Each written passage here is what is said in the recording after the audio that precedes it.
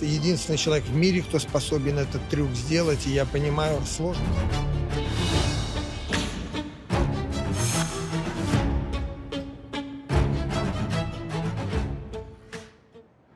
바로 지난주에요. 러시아에서 열린 국제 서커스 대회에서 북한 예술단이 최고상을 수상했습니다. 그러니까 1등을 한 거죠. 그 실력이 어느 정도였는지 영상 한번 저희 준비했습니다. 한번 볼까요? 자, 저렇게 공중근해를 앞뒤로 크게 흔들고 있고요. 크게 흔들면서 솟구치더니 저게 무려 5바퀴를 돌고 바닥에 착지하는 기술까지 저렇게 선보이고 있습니다. 마치 체조 선수처럼 공중에서 자유롭게 몸을 비틀기도 하는데, 자, 여성곡에서는 방금처럼 또 뒤로 돌기도 하고요. 잇따라서 고난이도 기술을 계속해서 선보이고 있습니다. 보기만 해도 너무 아찔한데, 이용재 평론가님, 북한이 원래 서커스를 잘해요?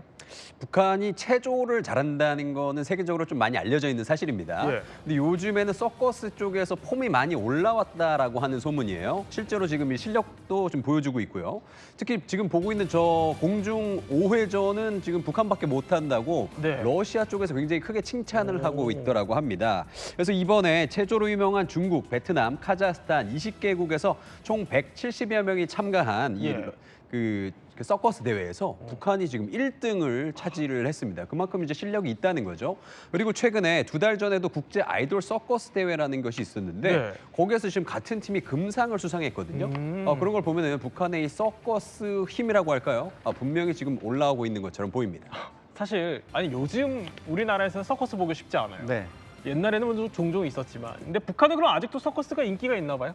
그렇죠. 다른 볼거리가 없고 즐길거리가 없으니까 서커스 하면은 최고의 즐길거리로 아직도 남아 있습니다. 그리고 외부에서 손님들이 가면은 그 보여주는 거를 최고로 생각하고, 네. 과거에 금강산 관광 가셨던 분들, 북한 교회 별도로 이제 특설 경기장까지 만들어 가지고 네.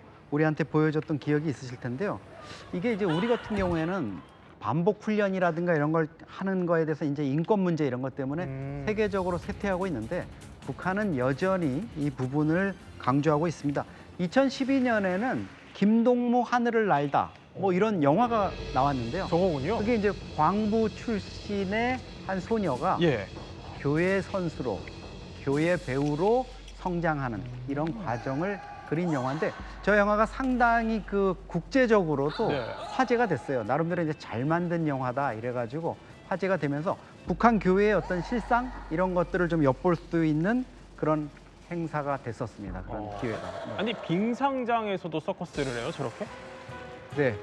그 아래 보면은 예. 빙상장의 그 부분을 스케이트를 타거나 이러면서 움직이고요. 또 거기를 이제 색깔로 이렇게 물들이게 해가지고 예. 공중교회하고 함께 아래에서 이제 다양한 접시 돌리기라든가 줄넘기라든가 이런 것들을 같이 결합해서 좀 볼거리를 조금 더 화려하게 만들었다 그럴까요? 그렇군요. 그렇게 볼 수 있습니다. 저희가 그래서 이 얘기를 좀 집중적으로 해보려고 아주 특별한 손님을 한 분 모셨어요. 북한에서 집단 체조 있잖아요, 유명한 거. 그걸 직접 또 해보신 저희 북한 이탈 주민 이보연 씨 특별하게 모셨습니다. 어서 오십시오. 네, 안녕하세요. 네. 이보연입니다. 혹시 이 서커스단, 교회단 들어보신 적이 있어요? 많이 들어봤고 많이 봤었죠. 네. 어떤 데예요? 북한에 이제 교회 하게 되면, 그러니까 서커스란 말은 잘 안 쓰고요. 이제 교회단이라는 표현을 많이 쓰고, 교회단에서는 이제 대부분 이제 운동을 하고 이제 무용수들로 많이 선발이 돼가지고 하는 네. 것이 바로 교회단입니다. 그래서 아, 저희 같은 경우는 이제 예. 지방 출신이다 보니까 선출되거나 이런 경우는 없지만, 이제 설맞이 공연이라든가 국가행사로 올라가게 되면 가끔 와서 이제 선출을 하거나 이제 기량을 이렇게 옆에서 지켜보고 끌어가는 경우도 있어요. 그래서 저기는 우리는 안 될까 하는데, 대부분이 이제 뒷받침이 되는 가족이라든가 예. 대부분의 평양 지역 내에서도 기량들이 있는 아동들이 있기 때문에 그쪽에서 많이 선출이 됩니다. 체형이나 이런 것도 다 갖춰져 그렇죠. 있어요. 예, 키라든가 몸무게 같은 거 제일 많이 하고요. 교회단 같은 경우는 남자와 여자가 같이 하는 경우가 많기 때문에 그 남자와 여자의 앙상블도 같이 이제 보고 이제 하거든요. 그래서 약간 우스갯소리로 그런 얘기도 있어요. 남자와 여자 이제 그 호흡을 맞추는 사람끼리 꼭 결혼을 해야 된다. 이런 왜요? 우스갯소리. 그러니까 약간 보수적인 성향을 가진 북한이다 보니까 이제 아무래도 신체적인 부분이라든가 의상 부분들도 저희가 다 이제 더 드러나는 의상이잖아요. 그게 이제 북한에서 보기에는 저렇게 호흡을 맞추고 몸을 서로 부딪히고 하는데 그 남자와 여자가 이제 결혼까지 가지 않겠냐 대부분 그런다라는 우스갯소리도 있어요. 그렇군요. 아니 그런데 사실 보는 사람 입장에서 너무 아찔하거든요. 네. 이거 안전하긴 한 거예요, 이은지 평론가님? 그 라스베가스에 가보면 서커스 쇼가 있는데 네. 굉장히 고급 볼거리로 쳐집니다. 그리고 티켓값이 엄청 비싸거든요. 네. 그게 왜냐면은 서커스에 들어가는 돈, 시간, 노력이 어마무시하기 때문에 이 서커스 가격이 비싸질 수밖에 없는 거죠. 그 말 뜻은 뭐냐면은 이게 인간이 하기에는 굉장히 위험한 스포츠랄지 예술 공연이다라고 볼 수 있는 겁니다. 그래서 실제로 인간의 한계를 시험하기 때문에 굉장히 위험하고요. 지금 보시는 것처럼 곰 아니에요? 네, 나와서 동물들이 이제 네. 저렇게 서커스 시범을 보이거든요. 근데 저것도 사실은 동물한테도 위험하고 사람한테도 매우 위험할 수 있죠. 그래서 실제로 한때 그 영국 매체가 네. 북한의 이런 서커스를 보고 세계에서 가장 잔인한 서커스다. 이렇게 이야기를 한 적이 있습니다. 왜냐하면 저기에서 저렇게 일을 하고 있는 또 동물들이 그분들이 보기에는 조금 너무 학대를 당하고 있는 거 아닌가 이런 좀 이야기를 했던 적이 있습니다. 아니 이보연 씨, 저 네. 곰은 어떻게 훈련시켜요? 저거 관련돼서 이제 영화도 나왔던 적이 텔레비전 연속극이라고 해가지고 나왔던 적도 있어요. 그것처럼 저 교회가 그러니까 우리가 보여지는 위에서 이제 남녀가 줄을 넘고 하는 거 빼고 그 외에 약간 쇼케이스처럼 앞에서 조금씩 열리는 것들이거든요. 뭐 곰도 나오고 사람도 나오고 남자도 이렇게 널뛰기도 나오고 뭐 접시 돌리기 이런 걸 하고 마지막에 이제 하는 게 이제 그네로 이제 공중에서 하는 것들이거든요. 근데 곰 같은 경우는 동물들의 이제 학대라고도 하는데 그거 같이 돼서 나왔던 게 어서 오세요라는 연속극이었어요. 그래서 거기서 실제로 곰에게 너무 이제 학대적으로 네. 하면서 막 찜질방 부글부글 끓는 아이고. 바닥에서 곰을 널뛰기 하고 복싱을 시키고 하는 거여서 그 동물원 관리자가 그 사람을 막 이제 하면서 이제 곰도 쓰러지고 막 이런 것들이 있거든요. 근데 결국에는 동물들이 결국은 사람을 도와줘요. 용기를 내서 힘을 내서 일어나주고 아픈 것도 해주고 하면서 하는 게 좀 재밌게 나왔던 드라마죠. 그렇군요. 아니 그런데 이렇게 서커스를 우리가 쭉 봤지만 이제부터 해볼 얘기는 북한에서 그러니까 북한도 세계에서 내노라 하는 분야들이 있다고 해요. 그래서 이것만은 북한도 뭐 세계 최고다 이거라는데 첫 번째 뭘까요? 집단 체조. 그러니까 우리도 잘 알다시피 이게 그러니까 북한이 굉장히 좀 자랑하는 분야이기도 한데 일단 영상이 하나 준비되어 있어요. 자, 이건데 뭔가 학생의 눈이 껌뻑껌뻑해요. 근데 저게 아니 LED 영상이 아니고 실제로는 사람이 다 만들어내는 장면이라고 합니다. 사람이 다 손으로 연출을 하고 있는 거죠. 저게 카드를 돌리면서 막 하는 거고 저렇게 분홍색 의상을 입은 단원들은 일사불란하게 막 휠라우프를 하고 있습니다. 게다가 훌라후프 다음에는 이렇게 공을 쥔 단원들이 일제히 저렇게 오와이어를 맞춰서 구르기 동작 또 펼치고 있고요. 아니 움직임이 굉장히 대단한데 저게 어떤 공연입니까? 저게 이제 매스 게임이라고 합니다. 예. 보통은. 그래서 이 집단 체조라고 하는데요. 보통 한 10만 명 정도의 사람들이 동원해서 체조, 춤 그리고 카드 섹션을 벌친 대규모 공연입니다. 북한은 지금 저런 매스 게임 공연으로 2007년 아리랑 축전이 이 기네스북에 올랐던 적이 있습니다. 실제로 이 규모가 보시는 것처럼 예. 이게 우리가 상상할 수 없는 수준이에요. 저 뒤에 보시면은 앞에서 체조하는 분들을 이제 체조대라 그러고 뒤에 이렇게 카드 섹션 하시는 분들을 이제 배경대라고 하는데 네. 저는 저 배경대가 주인 줄 알았는데 알고 보니까 저 앞에서 체조를 하시는 체조대가 좀 주 공연이라고 하더라고요. 그래서 체조가 굉장히 중요합니다. 그래서 저 그 뒤에 카드 섹션 같은 경우에는 지금 우리가 LED가 아닌가 착각할 정도로 그러니까요. 굉장히 이 합이 너무 잘 맞잖아요. 저거를 진짜 연습을 진짜 1년 내내 너무 열심히 한다고 합니다.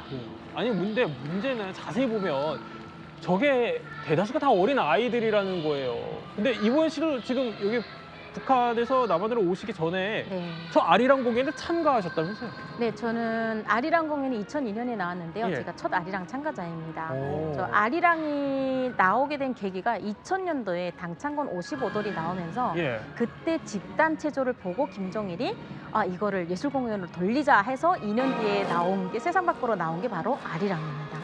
그래서 지금 아까도 보시다시피 이렇게 나오는 게 예. 이렇게 사람이 바뀌는 건 어린이장, 초등학교와 유치원과 초등 초등학교 애들이 나오는 게 이런 애들이 지금 어린이장 애들이고요. 그리고 군인, 성인, 예술인들까지 다 이제 1장부터 종장까지 다 바뀌거든요. 그래서 아까도 말씀하셨지만 뒤에 배경대 움직이는 그림뿐만 아니라 앞에 서 있는 하얀색으로 저게 쭉 일렬로 보이는 것도 다 사람이 깃발을 들고 서 있는 모습입니다. 그래요. 네. 마치 뭐 기계처럼 움직여요, 이용 네. 센터가. 근데 저게 아니 하고 싶어서 하는 것도 아니라고요? 그렇죠. 사실은 이보연 씨가 있던 저 현장에 예. 2002년 그 자리에 저도 있었습니다. 아. 네, 저때 진짜요? 현장에서 대집단 체조 아리랑을 봤는데요. 음. 정말 대자가 붙을만 합니다. 저게 15만 명 규모의 5월 1일 경기장 안에 네. 지금 저 배경대만 해도 2만 5천 명, 3만 명 아이들을 지금 배치해서 예. 하는 거거든요. 근데 저게 어떻게 연습하나 봤더니 저 건너편, 스타디움 건너편에 그 교사가, 지도 교사가 서가지고 그 사인을 주면은 거기에 맞춰서 이런 두터운 색깔 도화지를 하나하나 자기에 맞춰서 넘겨가면 그림이 되는 건데요. 저게 이제 정교한 게 필요한 이유가 있습니다. 보시면 그냥 풍경은 괜찮지만 네. 김일성, 김정일 얼굴이 나오는 장면이 있거든요. 근데 그 장면에서 문제가 생기면 이제 큰일이 나죠. 그러다 보니까 저기 아래 매스게임 같은 경우는 뭐 틀려도 되는데 예. 위에는 틀리면 안 되니까 아주 집중력이 있는 아이들을 수업 안 합니다. 그냥 한여름 내내 몇 달간 집중적으로 저것만 시키는 거죠. 그래서 특히 이제 집중력이 있고 충성심이 강한 좀 틀리지 않은 애들을 예. 김부자 얼굴을 담당하는 쪽에 이렇게 배치를 하는 걸로 이렇게 돼 있습니다. 그러니까 아주 어떻게 보면 집중력이 뛰어난 아이들만 이렇게 선발을 해서 한다 이 설명을 해주신 건데 네. 근데 그렇다 해도 이게 너무 어린 나이잖아요. 네. 아니 너무 힘들 것 같은데요? 그래서 배경대 아동들은 이제 초고학년부터 중고등학교 학생들까지 계속 배정이 됩니다. 예. 그래서 앞에서도 말씀하셨지만 제일 중앙에는 대부분 이제 뭐 국기적인 나온다던가 이제 김정일, 김일성 뭐 이런 사람들 얼굴이 나오기 때문에 이제 집중력도 좋지만 충성심이 강한 아동들로 이제 세우는 거고요. 그리고 주변에는 일반 아동들로 이제 배정을 하게 됩니다. 근데 저 배경대가 사실은 제가 집단체조 참가자로서 볼 때 배경대가 사실은 10만 명 중에서 제일 힘들었던 아이들이라고 저는 꼽고 싶어요. 왜 그래요? 저 역시 2002년 안에 첫 아리랑 하면서 10개월 거의 1년 가까이 올라가서 훈련을 했거든요. 근데 왜냐면 저희들은 그냥 담당한 솔리스트 들어갔다 나오고 어린이장도 자기네가 맡은 장만 하고 나오면 끝나거든요. 근데 배경대는 리허설 때부터 들어가 앉게 되면 나오질 못해요. 한 번 들어가면? 햇볕에. 예, 5월 1일 경기장이 위에 이렇게 뚫려 있거든요. 근데 대부분이 여름에 하긴 하는데 리허설 때부터 하게 되면 쟤네들은 들어가 앉으면 못 나와요.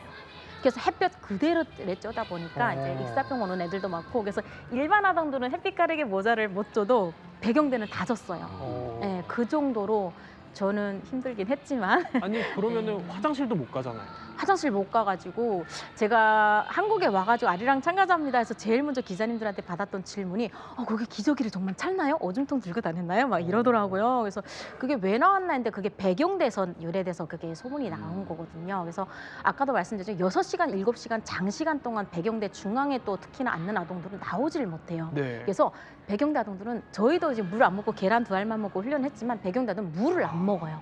그래서 남자애들 같은 경우는 소변통 들고 다닌다는 이유가 그 페트병을 들고 다니고 옆에다 놓고 있었고요. 여아들 같은 경우는 이제 가재로 된 이렇게 기저귀죠 한마디로 그거를 이제 차고 들어가서 앉는 아동들도 많았습니다. 근데 하나만 더 여쭤보면 저거 카드 섹션 돌리는 게 저게 알아보니까 최대 15kg까지 네, 무게가 되게 무거워요. 엄청 무겁다면서요? 예, 우리가 흔히 말하게 되면 우리 박스 용지 아시죠? 박스 이렇게 우리가 네. 오잖아요. 박스로 만든 그 위에다가 진하게 이렇게 테두리를 다 색깔들로 만들어서 10장에서 16장까지의 카드들로 매 장마다 1장, 2장, 3장, 종장 해가지고 5개 이상의 카드들을 이렇게 메고 다녀요. 어린아이가? 네. 그래서 어떨 땐 부모님들이 메고 다니는 아동도 있고 근데 주변 끄트머리라든가 그런 애들은 몇 장이 없어요. 같은 색깔이라든가 라인을 그림에 이제 페이지를 맞추는 건데 중앙이라든가 가운데 부분 같은 경우는 글이 바뀌기 때문에 많은 장수를 들고 다니죠.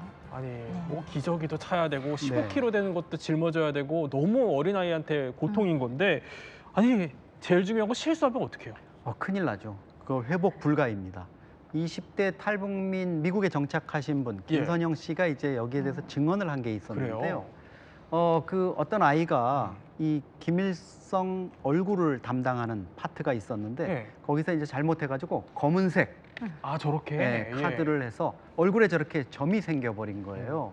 그렇게 돼서 이게 그냥 넘어가고 뭐 이럴 일이 아니라 온 가족들이 봉변을 당했다 그럽니다. 학생의 아버지, 어머니는 직장과 마을에서 오랜 기간 동안 자녀에게 정치적, 사상적 교육을 제대로 못 시킨 거 아니냐, 이런 좀 사상 비판도 받아야 됐고요. 지금 보여드리는 건 AI로 생성된 네, 이미지입니다. 학생 당사자도 생활총화 때마다 자신의 실수를 이제 비판했어야 되는데 제가 가서 공연 보면서 정말 놀란 장면 중에 하나는 네. 김정일 국방위원장이 시골길을 밤길을 달려가지고 어디 군 초소로 가는 장면을 연출하는데 예. 정말 깜깜한데 그 자동차 헤드라이트 불빛이 굽이굽이 산구비를 넘어가는 장면을 불빛이 움직이는 것을 연출을 하더라고요. 아이고. 그러니까 얼마나 아이들이 힘들었겠습니까? 아니 너무 힘들 것 같은데 그러다 보니까 실제로 사망하는 사례까지 속출해요. 네, 실제 사망 사례가 있었고요. 예. 저희 때였었고요. 초등학교 5학년인가 이제 되는 아동이었는데 맹장이 터진 거예요. 근데 그 아동은 소변을 참다가. 네, 남아였고 이제 맹장이 터졌는데 실제 공연이었어요. 리허설도 아니고 훈련 중도 아니고 해서 바로 이 장면 지금 나오는 장면인데 네. 이게 그것 때문에 모티브로 해가지고 저 영화가 푸른지단 위에서라는 영화가 나왔어요. 그래서 영화에서는 아동이 저렇게 가가지고 생명이 먼저다 해가지고 막 구급차 불러서 가가지고 막 저 아동이 살리는 걸로 나오는데 실제로는 구급실로 공연 다 끝날 때까지 아동이 참았던 거예요. 어머. 참고 그 공연을 마무리를 하고 심지어 김종일도 나오지도 않았는 것도 네. 공연인데도 참고 하고 병원에 실려갔는데 염증으로 인해 가지고 이제 사망에 이르게 됩니다. 아니 그 정도면 사실 우리나라였으면은 뉴스에서 난리가 나고 이제 온갖 보도가 쏟아질 텐데 저걸 영화로 만들었다고요? 그렇죠. 부모들이 저걸 기본적으로 못하게 하겠죠. 우리 같으면 난리가 예. 나겠죠. 근데 북한은 저런 부분에 대해서 아무런 문제를 제기할 수가 없습니다. 어떻게 보면 영광이라고 생각을 합니다. 저거를 그래서 오히려? 그 아동이 사망을 하고 청년영예상 받고 뭐 이제 했는데 부모님들은 물론 이제 자식을 잃은 부모의 심정은 누가 헤아리지 못하겠지만 예. 사회적으로 놓고 볼 때는 너무나도 못 따라 배워야 될 가정이고 본받아야 될 아동이고 청소년이 된 거죠.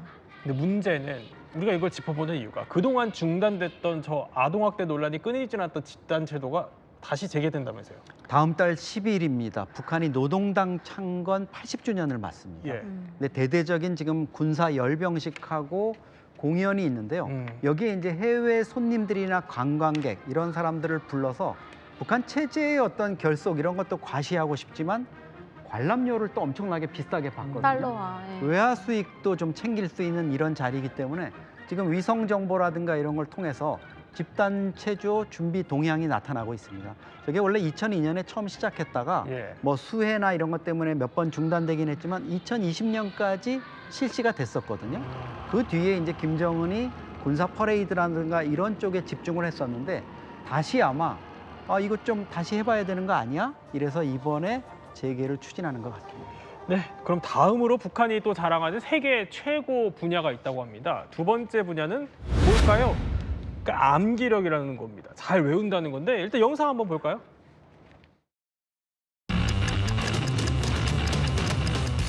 저 어떻게 해요? 자, 기억하는 단어들을 발표해 보겠습니다. 1. 실력증 2. 봉화 3. 마라손 저걸 외운다고요? 유학생. 27분입니다. 네, 알겠습니다. 동방. 34분입니다. 아, 저렇게까지 한다고? 아니 단어를 1분 동안 100개를 외운다는 거예요? 네. 오, 실제로 가능합니다. 그래요? 북한이요, 이 기억력으로 굉장히 유명한데요. 네. 세계 기억력 선수권 대회에서 북한이 상을 받은 적이 굉장히 많습니다. 특히나 2019년에 열렸던 이 대회에서는 총 메달 28개를 땄던 적이 있어요. 각국 종합 순위 1위를 차지를 네. 했습니다. 특히나 이 류송이라는 북한 대학생이 한 분 계시는데 네. 금메달 7개 따고요. 3가지 세부 종목에서 세계 신기록을 세웠습니다. 근데 이 대회가 쉬운 대회가 아닌 게 지금 보시는 것처럼 저런 단어만 외우는 게 아니고요. 네. 막 도형을 기억해야 되고 숫자를 기억해야 되고 카드 기억해야 되고 단어도 막 기억해야 되고 굉장히 어려운 대회입니다. 근데 거기에서 세계 1위를 하고 막 메달을 막 20몇 개를 땄다는 건 분명히 실력이 있는 것으로 보여집니다. 근데 사실 뭐 암기력이 뭐 한두 번 연습한다고 해서 되는 건 또 아닐 것 같아요. 한번 영상 다시 한번 볼까요? 85만 9,632 더하기 158만 7,596 돌기 190만 4,812 더하기 396만 2,203 돌기 354만 7,891 더하기 148만 7,421 돌기 200만 3,698 곱하기 123 나누기 15 알아맞혀보겠습니다. 361만 1,698 중 2. 예, 맞는 거 맞아요? 난 뭐지에서 계산식이 용화자면처럼 막 떠오릅니다. 저도 못하겠는데. 근데 사실 너무 어린 나이라서 대견하기도 하지만 이게 좀 안쓰럽기도 하거든요. 왜 이렇게 기억력에 집착하는 거예요? 저게 이제 체제의 어떤 그 자기네들이 과시하고 싶은 부분이 있잖아요. 그 중에서도 특히 영재 교육. 자기네들이 이런 좋은 인재를 어릴 때부터 사회주의식으로 체계적인 교육, 무상 교육을 통해서 양성하고 있다. 이런 걸 보여주고 싶은 거죠. 그리고 사실 특별한 미천이 안 들잖아요. 네. 그러니까 저런 부분을 좀 집착을 하는데 저희 같은 경우에도 뭐 7, 80년대에 저런 식의 뭐 주산을 암산을 한다든가 이런 것들이 인기를 끌었고 지금도 뭐 일부에서는 하고 있겠지만 저렇게 체제 선전 차원에서까지 대대적으로 하는 국가는 아마 북한이 거의 유일하지 않을까 생각합니다. 근데 북한에서는요. 뭐 이런 이공계 수제 말고 또 이런 영재들까지도 있다고 합니다. 영상 한번 볼까요?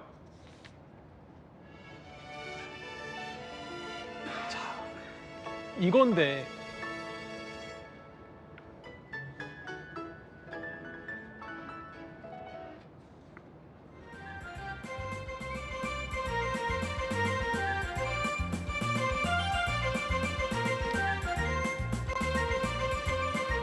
아니 도대체 어떻게 연습을 시키면 저렇게까지 하는 거예요? 근데 저 정도는 놀랍지가 않아가지고요. 사실은 유치원 때부터 이제 사가수 유치원 때부터 이제 조성무용 같은 경우는 가르치기 때문에 지금 이 공연 같은 경우는 공연을 따로 했다기보다 북한에 이제 체육 관련돼 가지고 전문화 경기라는 게 있습니다. 네. 그 전문화 경기 때 어떠한 유치원에 이제 우수상을 받았거나 대상을 받았던 아동들의 녹화 장면을 지금 내보내는 걸로 보여드리거든요. 그래서 아동 방송 시간에 저렇게 나오는 건데 초등학교 유치원 때부터 엄마들이 뒤에 집에서 좀 뒷받침이 된다거나 재능이 좀 있다. 그리고 일반 아동으로 계속 성장을 하거나 학교 생활을 하게 되면 이제 막노동에 투입을 되다 보니까 그것보다는 재능을 키워줘서 조금 그나마 좀 얼굴이 알려지고 이걸로 돈 벌어먹게 할 수도 있겠다라는 쪽으로 아동들을 많이 보내죠. 그럼 경쟁도 굉장히 치열하겠네요. 경쟁이 치열합니다. 그래서 특히나 평양, 또 지방도 마찬가지지만 하려고 하게 되면 부모님들이 뒷받침이 없이는 안 돼요. 왜냐면 양말 하나, 덧신 하나, 우리는 이제 그쪽을 카바라고 하거든요, 예. 덧신을. 그것도 매일 빵꾸나고 매일 신어야 되는데 저 무용복 하나하나도 저렇게 보이지만 다 본인들이 다 준비를 하는 거거든요.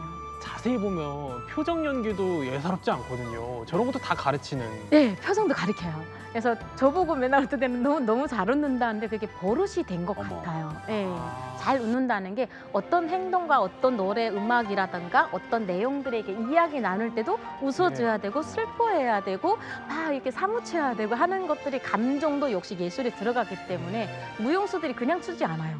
네.